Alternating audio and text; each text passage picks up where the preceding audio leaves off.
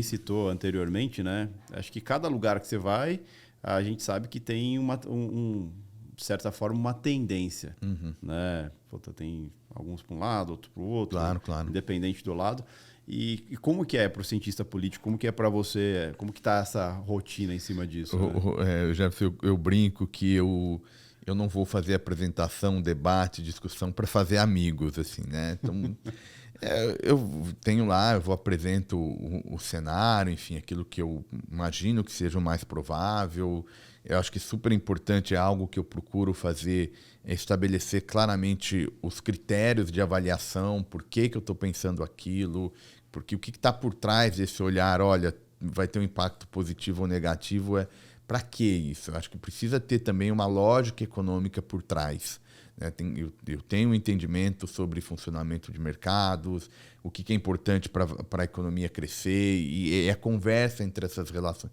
Procuro deixar muito claro isso quando eu vou fazer o cenário político. Né? E acho que um dos trabalhos, e eu acho que o tempo vai dando isso, e foi dando isso para mim, ter muito claro, assim, às vezes aquela coisa, não vamos confundir a mensagem com o mensageiro, assim, eu vou lá e vou fazer o cenário, não estou dizendo para as pessoas que têm que concordar, e cada um recebe esse cenário a partir do seu olhar, mas certamente eu não tenho a preocupação de agradar os diferentes públicos que eu preciso falar, eu preciso ter uma honestidade intelectual comigo mesmo e com quem está me ouvindo, do que eu imagino que está acontecendo e os desdobramentos. Já não é muito fácil, na verdade, ao contrário, bem difícil.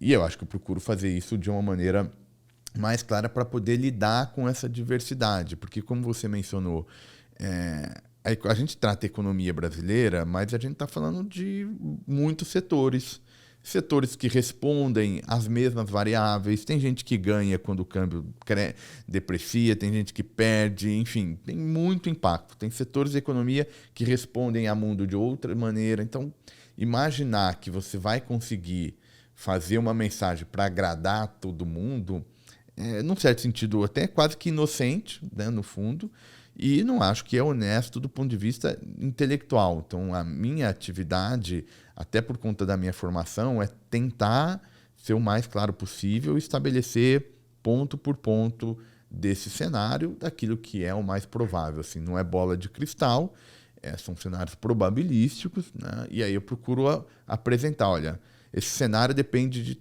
tais e tais variáveis, olha para esse ponto.